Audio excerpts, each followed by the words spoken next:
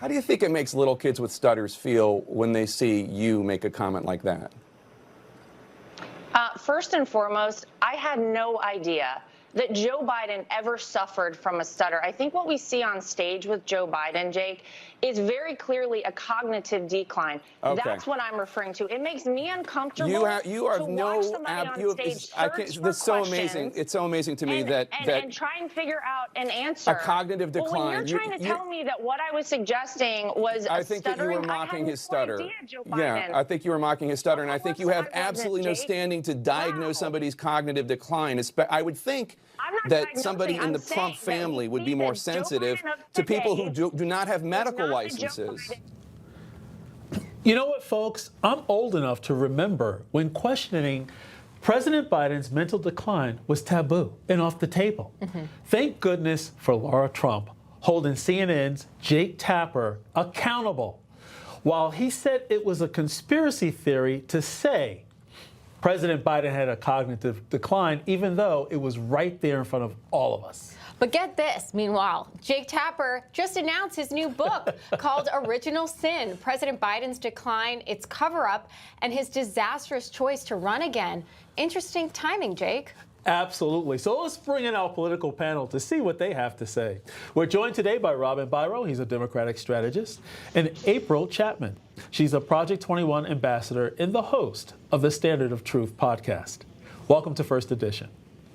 Thank you. Good morning. Good morning. So my head is spinning. Democrats and the establishment media for years covered up Biden's apparent mental decline, and finally now they're coming clean. I mean, April, what do you make of all this? And it's just the Jake Tapper clips are incredible. That was my first time seeing that clip. Okay. The Democrats are the least self-aware. My mother suffers from cognitive decline, so I'm very familiar with the signs and the symptoms of it. Americans are tired of being gaslit. So many of us, despite the fact that I disagreed with the former president's politics, my compassion for him as the American commander-in-chief went out to him, and so many of us could see that he was declining. So for Democrats who gaslit us and told us Joe Biden is sharp, he is as sharp as he has ever been, for them now to all of a sudden, I guess it's safe for him to come out of the closet and admit that there is something cognitively wrong. I'm wondering, are we all going to expect an apology? Jake Tapper, this whole book, this is a grift. Yes. This is an opportunity for him to capitalize on the truth, which he could have very well did when he was in his role as a journalist, but to come out now and to admit what we all knew. One, it's elder abuse, because our president, despite his politics, we should have protected him. The people in his life should have protected him, and they didn't. Absolutely. You know what, Robin? You know we keep it real on First Edition, right? So let's break this down. Over the last 4 years, it was like a UFC fight, right? In terms of the Dems attacking President Trump. But guess what? Jake Tapper tapped out. And John, now he's going in the opposite direction, trying to make money, as April just mentioned, from writing a book. But here's this quiet little secret that no one's talking about. It takes time to write a book. So he started writing this book well before the election. So I think he was poised to make money regardless of who won. That's a capitalist mindset. What say you, Robin? John, you just nailed it. Books take months and months to prepare. Even if you have a ghostwriter, I'm working with one now, and it takes so long. So he knew exactly what he was doing. He was waging his bets, and April is right. It was really sad to me. Joe Biden had 50 years of public service. He's a good man. I've been around him plenty of times. But what we all saw, especially at the debate, was heartbreaking. And I hate that Jake Tapper is being an opportunist here and making money off of what we all bore witness to with the debate with Joe Biden. it certainly is a grift. But turning to this, Democrats continue to stir up peddle lies, basically. Take a listen to Congresswoman Jasmine Crockett's meltdown yesterday. We're pushing conspiracy theories, and some of them are killing people. It's the same thing that we have coming out of Doge. It's the reason that people are dying. It's the reason that farmers are losing their farms, because we continue to peddle conspiracy theories. It is time for us to say, Mr. President, guess what? Russia invaded Ukraine. Can we at least agree on that one? Facts matter. Congresswoman, the only thing that Doge is killing is senseless fraud, waste, and abuse. The American people do not have a problem with that, April. But, of course, you know, Jasmine Crockett, she loves a good meltdown. Curious to get your perspective here. Listen, these unhinged rants by Jasmine Crockett, this is the Democrat Party. What you are witnessing this is the smell of desperation. They are on to us. They've now uncovered the fact that we've been siphoning money from the American people. And so what we've got to do is say, no, don't look at that over here. What you need to do is look at all of these people over here dying. And many of us are like, who are all of these people dying?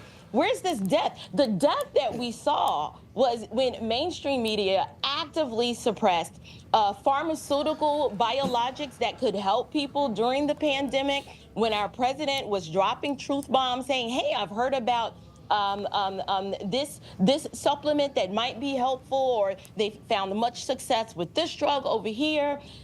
No one knows what Jasmine is talking about right here. But what we do see her do is, this is the smoke screen. We have to gaslight the American people, present alternative facts, never engage with the argument or what Doge is actually doing, because to do that, she'd have to admit that Doge is on to her and all of her Democrat colleagues who have been benefiting from this USAID money. The slush fund has come to an end. No one has answered how her net worth is as high as it is on her Congresswoman's salary.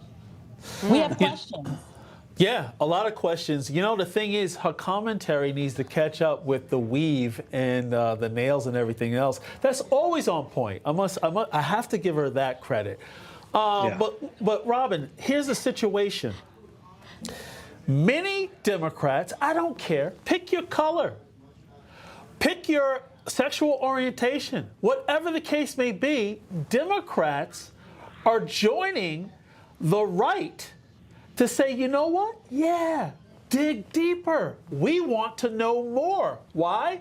Because many of them are struggling. This goes beyond who people sleep with, what your color is, what your gender is. People are hurting all across America, and they're tired of the wasteful spending, and congressional leaders like Jasmine Crockett doubling down, trying to push back and beat back transparency so that way they can continue business as usual. What say you, Robin? She had a missed opportunity there. She mentioned farmers, but she didn't say to anybody what she was referring to. April just said herself, no one knows what she was talking about. She should have elaborated there and said that the Doge is in fact cutting subsidies. The Biden administration had a program where they loaned money so that farmers could buy very expensive farming equipment and pay it back over time. Doge has called all of those loans due now, so that is going to put farmers at a disadvantage. She could have explained that so that anyone knows what we're talking about and has empathy for farmers and does something about it. But when she just says, the farmers, they hurting, that's not good. It's not. We need better representation than that. And April is right. She's getting a salary of $174,000. She needs to do better than just being a disruptor, basically. Right. True. Well, now this, a new report by the National Journal reveals that President Trump has taken over 1,000 questions from the press in his first month of office, 7 times more than Joe Biden. During Obama's first month, he took 161 questions, and during Joe Biden's first month, 141. So leave it to Trump to set a new record here, April. And also yesterday, he was just so adept at answering many of the press corps' questions in the room there with all of his cabinet. So it was impressive. Absolutely. We finally have a president who is accessible. He is transparent, and he's actually demonstrating what it means to be a servant leader. If you've ever read Donald Trump's book, The Art of the Deal, this man is a master negotiator, and I really believe he exists to solve problems that the average person will look as a challenge. He rises to the occasion, and he comes with solutions that just make sense. I'm talking like solutions that most people would sit back and say, why didn't I think of that? The way he manages to make all parties come to a table to agree. I love how he's in front of the media, answering questions, hand over fist, fully present. I disagree with the idea that Elon Musk is the second commander in chief. Elon Musk is an American patriot, not by birth, but by recognizing that this country is an amazing country. And he came here, he generated his wealth, and this is his way of giving back by saying, we want America to flourish for the next 50, 60, or 100 years. And if I can come in with my expertise, with the technology that I've been innovative in creating, and can figure out a way to cut waste and spending, that is my service to the American people. I'm so glad that we have Elon Musk and a president who answers questions not just from the mainstream media and legacy media, but he is opening up opportunities for other voices to actually get a firsthand account of what he is saying. And this is different than his last presidential run, where his voice was muffled and suppressed. We have unleashed the beast, and I am here for it. Absolutely. Well, let's turn up the heat, because this just in. It has been revealed that George Soros received $260 million from USAID. He didn't spend his own money to destroy the American justice system. Instead, he used hard-earned American taxpayer dollars. So, Robin, why don't we see Congresswoman Jasmine Crockett and others crying over this? There is a serious problem with some of the fraud, waste, and abuse, and I wish that members of my party would do all of America a service and do something about it. Look, Bill Clinton, when he was in office, shrunk the federal government by 364,000 jobs. Harry Truman, a Democrat, almost 600,000 jobs. It's important that we cut back where needed, especially when the national deficit is $36.5 trillion. Everyone's fair share of that is $334,046 per taxpayer. That's nuts. So my party needs to do better about calling some of this out, John. They sure do. But I also want to address the issue with George Soros and his use of the media, April. There's report that he purchased over 200 plus radio stations. And this is incredibly important, because as we're seeing new media pop up, we're also seeing individuals, billionaires, come out and really control the media in this way. Talk about the implications of this and why it's so important that we have to look into what he's doing. I think it's important for us to look into what George Soros is doing, is because he's effectively trying to destroy the country from within. He is using our money, our resources, in order to hijack the narrative and to push policies that are overwhelmingly harmful.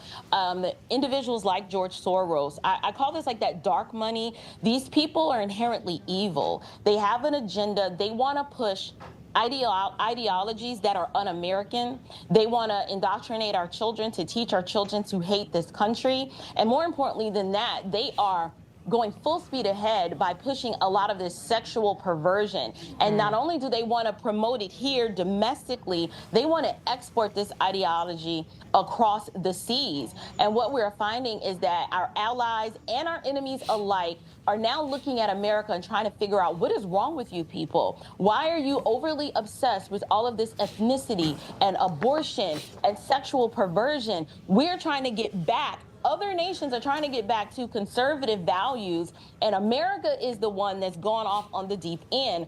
I appreciate what the Democrat strategist on the panel today has said, because the Democrats are missing an opportunity to tune in, reset, and listen to what the American people want. But unfortunately, you have individuals like George Soros, who, because they hold the purse strings, because it's the perverts, the Diddycrats that have the money, the normal, average, everyday American who does not want these things, they don't have a voice because it's the one who holds the purse strings that are really calling the shots. A lot of these lawmakers are just doing whatever it is the George Soroses of the world want done.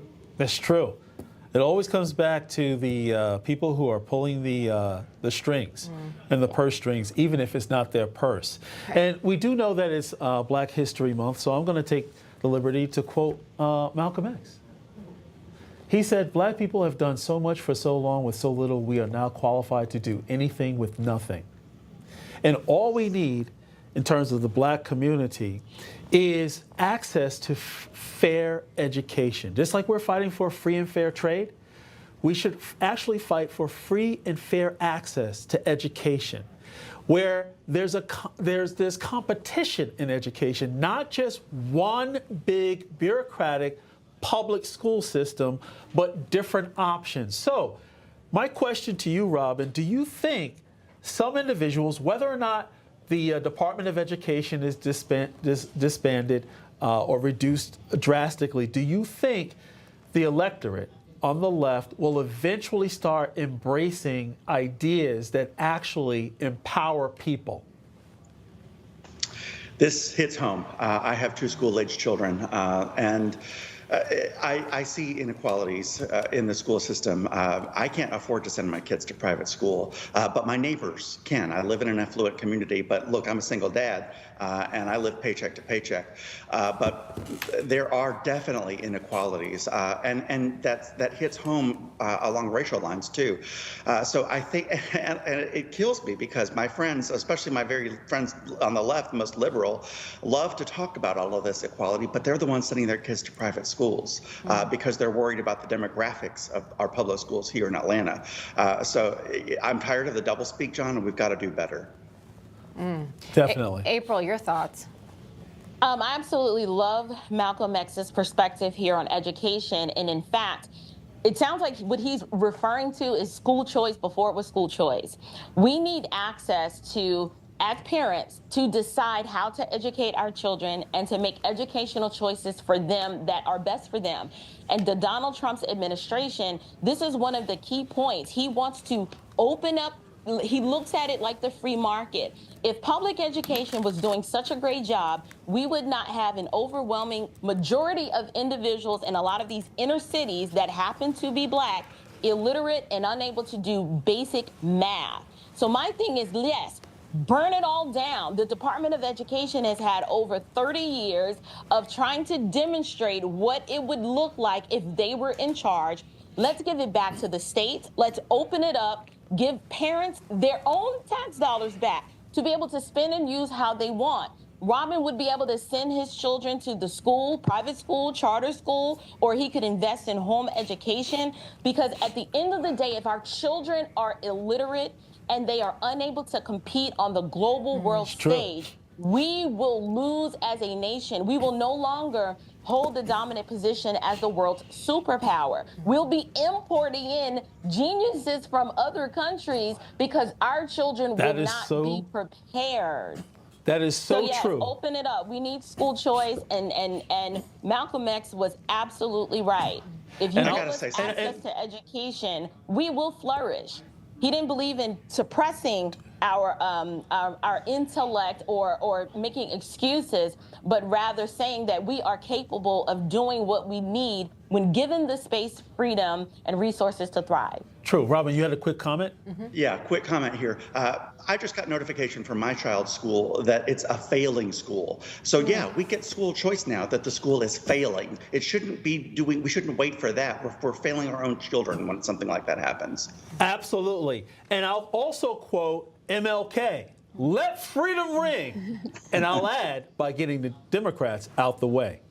There you go, Robin Biro, April Chapman, bringing the truth to us this morning. Thank you for joining us. Thank you. Guys.